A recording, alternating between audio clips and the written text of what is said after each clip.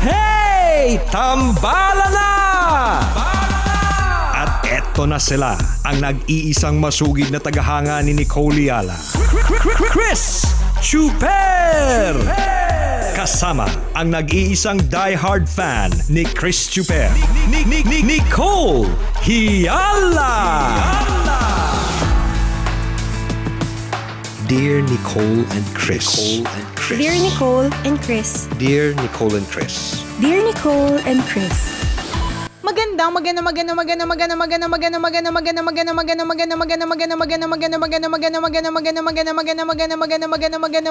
morning, Luzon, Visayas at Mindanao, Metro and Mega Manila. Happy Lunes sa iyo, partner. How are you? I'm good. Ito, busy akong nagbabasa ng messenger ko ng mga taong pinapalike yung mga picture ng mga anak nila. Hindi ko alam kung bakit ang dami nila ngayon, no?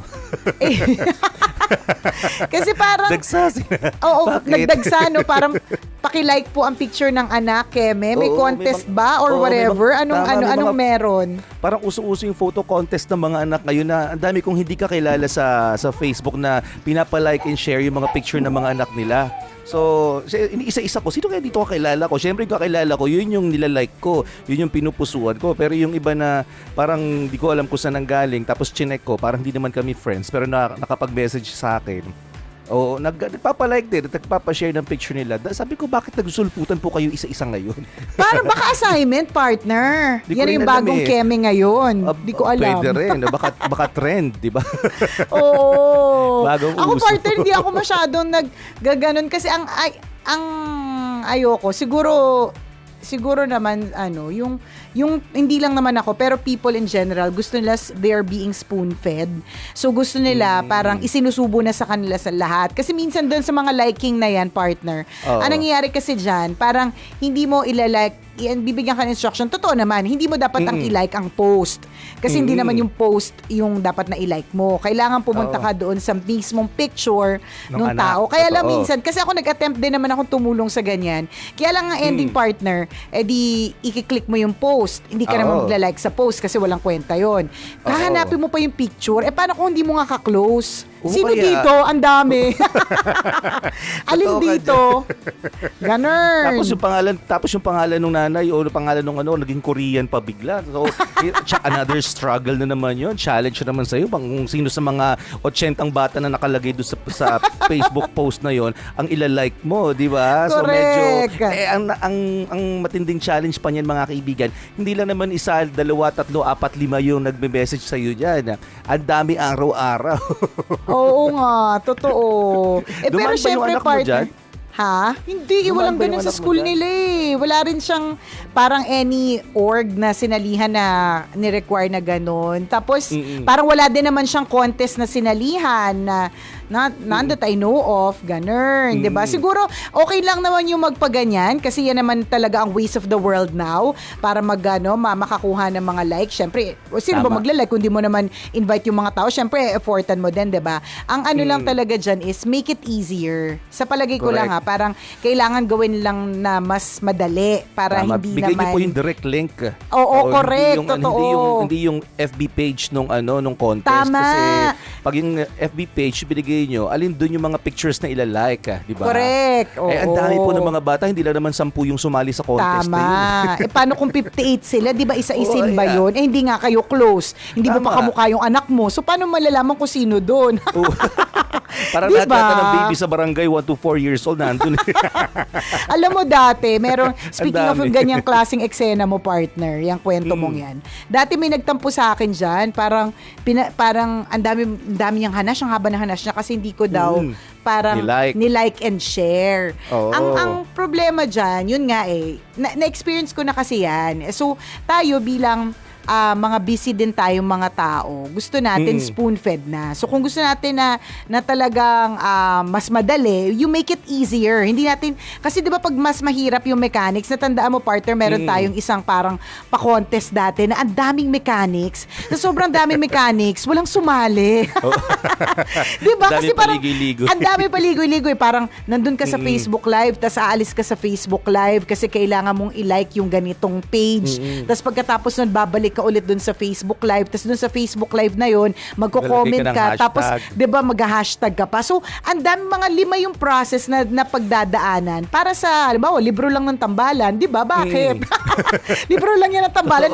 I get it, paghihirapan natin ito. Kung halimbawa, talagang ang mapapanalunan, let's say, grocery package. Trip to Boracay, kahit ilang palabas-pasok ako doon sa FB Live, okay na, di ba? Pag sinabing i-like lahat ng mga bata sa barangay, gagawin ko rin yun, di ba? Totoo din, di ba? Trip Kaya to lang Boracay. kung halimbawa partner, hindi naman ganun. Pasensya na kung mukhang pera at mukhang papremyo yung mga tao, ano?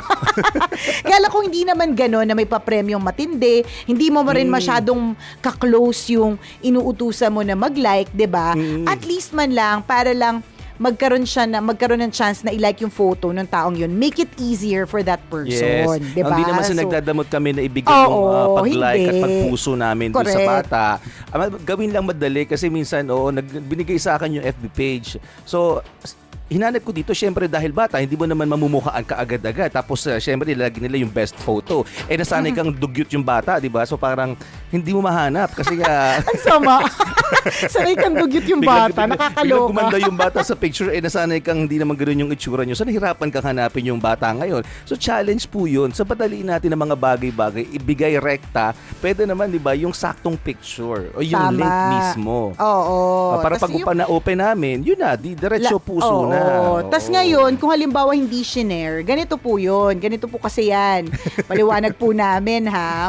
Maski po yung digital team namin, kapag meron silang ipopost on our pages, let's say Nicole Yala or Chris Chuper or Tambalan, when they will post something on our accounts, they will ask permission. Kahit technically, account din naman siya ng station, yung mga accounts namin, 'di ba? Na parang syempre kung anong gustong i-post ni station, ipo-post din doon.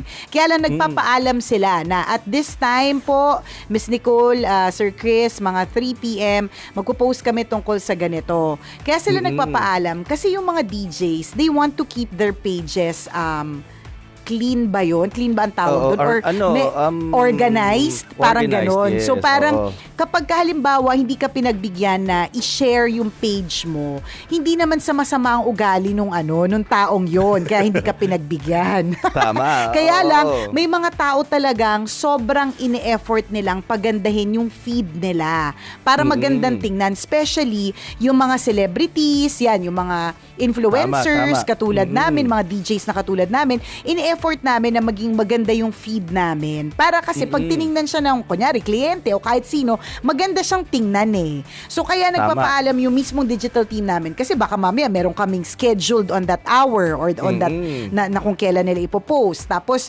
baka nga makasira doon sa, halimbawa sa Instagram partner.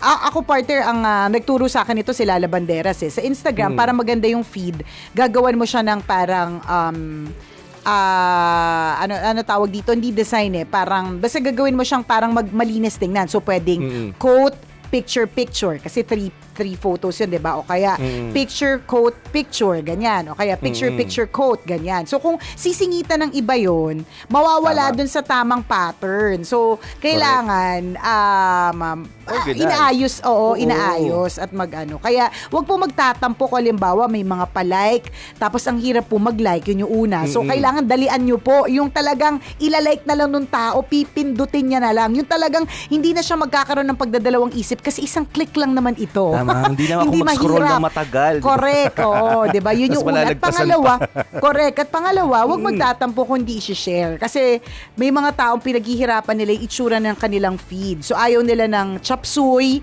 ayaw nila ng, di ba yung mga ibang gusto nila, puro selfie lang nila nakikita. Di ba? So, kung mahahaluan ng ibang picture, ayaw nila ng ganon. At may mga taong ganon. So, so wag po kayo magagalit. So, sa ngayon po, yung mga nag-tag sa amin ng mga link o kaya yung mga nagbigay ng message messages nila sa messenger namin.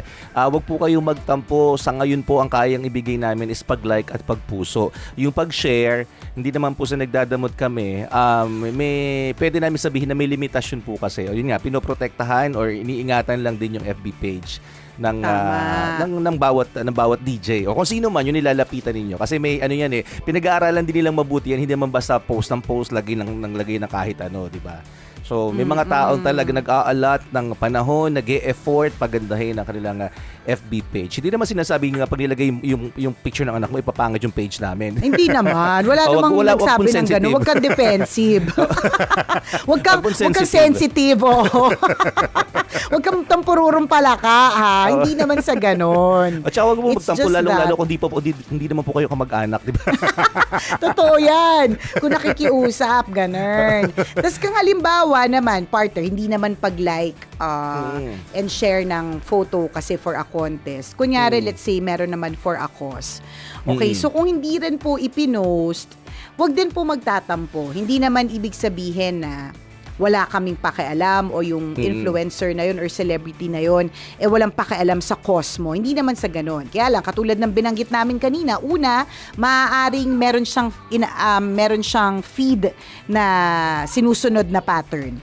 Secondly, schedule po kasi talaga to. Oo, hindi correct basta-basta walang pilitan maisipan. Totoo. Oo. Totoo yan. Tsaka alam mo, partner, secondly, yung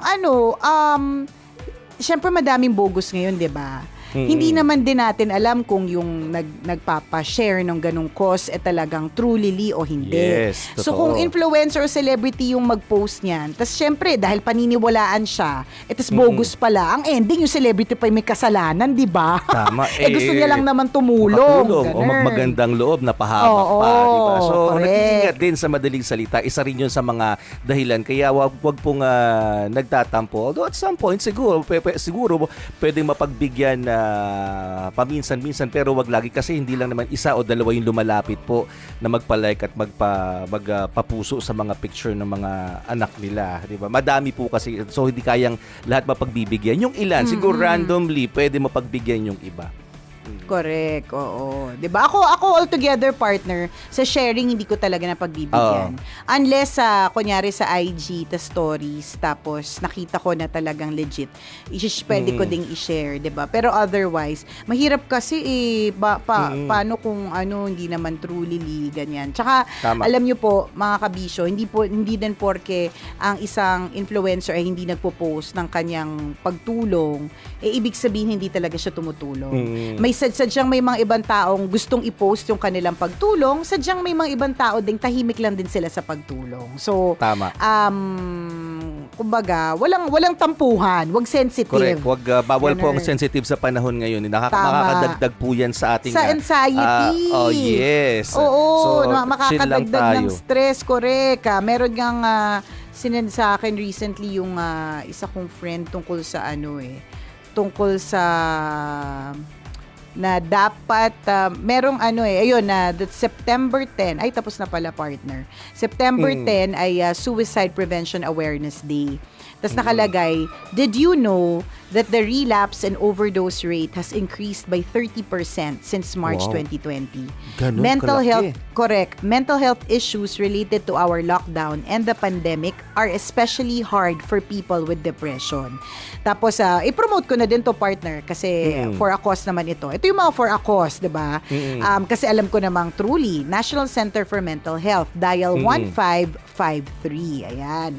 So, i-share daw itong post na ito sa social media para malaman ng mga tao na may ganitong klaseng helpline. So, it's 1553. Kasi yung pala, partner, so, based on statistics, nag-increase by 30% ang relapse and overdose rate since March 2020. So, nakakalungkot talaga yung ganong klase yung ganyang klase ng balita. So, yun yung sinasabi namin, kung magtatampo ka sa mga maliliit na bagay na meron naman palang dahilan, o di ba? Baka ang ending nito makadagdag ito sa anxiety mo.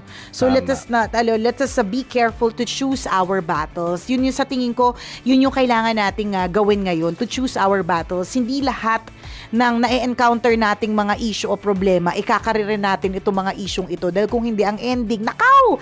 Anxiety, depression, yan yung mga bagay na ang hirap labanan. Hindi yan parang sakit lang ng ulo na pwede mong inuman ng paracetamol or pwede mong itulog lang. Hindi eh.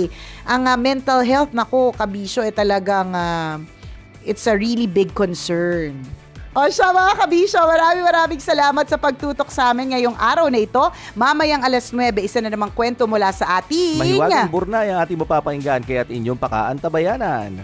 Gotta go mga kabisyo. Muli ako po si Nicole Yala. At ako naman si Cambio King Chris Chuper. Na nagpapaalala, una magdasal ka para mabuhay ka. Pangalawa, mag-face mask ka para mabuhay naman ng iba. Yon. Always your number one. SM Radio Station.